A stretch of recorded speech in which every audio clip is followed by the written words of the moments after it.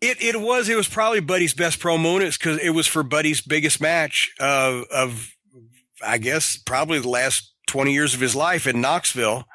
The Super Bowl of wrestling. We sold out that night. Had 4,000 whatever 5,000 people in the Coliseum, and that was the main event of another stacked card. But it was Buddy Landel and Shawn Michaels for the Intercontinental title, and we already knew Buddy was going to be switching babyface fairly shortly after this match, so we were already leading in that direction because Buddy was a hometown guy. Everybody knew he was from Knoxville. He'd been a local big mouth his whole life, and everybody in town knew he was from Knoxville, and he had wrestled there for almost every promotion that had run there since he'd been in the business. And grew up, as a Ron Wright fan and the whole East Tennessee wrestling mythology.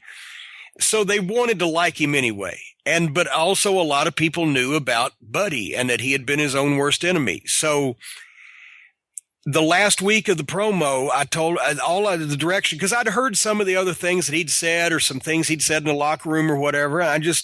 I gave him the opportunity to put it all together and just tell the story. I said, as soon as I start to talk, just shut me up. I'll say something like, I'm not even going to have to interfere in this match. And Buddy will say, no, Jim, you're not.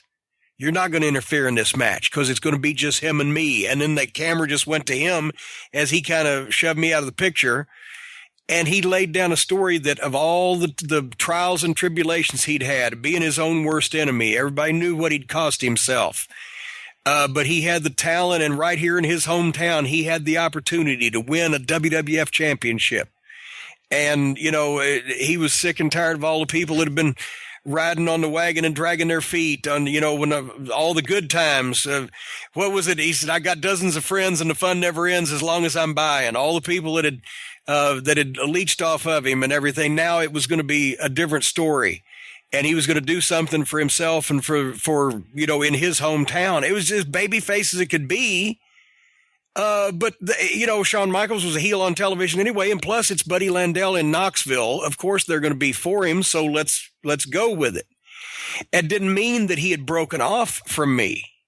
It didn't mean that he had switched a full-fledged babyface yet, which, of course, in the finish of the match, when the referee and Shawn and Buddy, all three go down, I come in and try to hit Shawn with the racket, but he eludes it, pickles me. I take a bump out of the ring. The racket is laying there. Nobody has used it.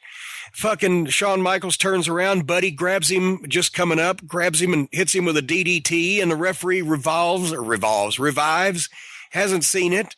Counts 1, 2, then sees the racket laying there, accuses Buddy of using it. Buddy, of course, and the people do because the racket never got used. Buddy's screaming, no, I didn't do it. The people are backing him up. As he's trying to plead his case with the referee, Michaels recovers, and when Buddy turns around, Michaels hits him with the fucking super kick. Boom, one super kick, one time, because that's his finish. Cover 1, 2, 3. Even though I was trying to help, I had fucked up and cost Buddy his chance because he would have had Michaels beat if it hadn't been for me doing what he told me not to do. Therefore, the next couple weeks on TV, relations were strained until finally the breaking point came and all the rest, Tommy Rich and Bull Buchanan and the rest of us all beat shit out of poor Buddy. But it's common sense, and it didn't require a lot of, and I just basically for the promo, I just let Buddy tell that whole story, and he did it fantastic.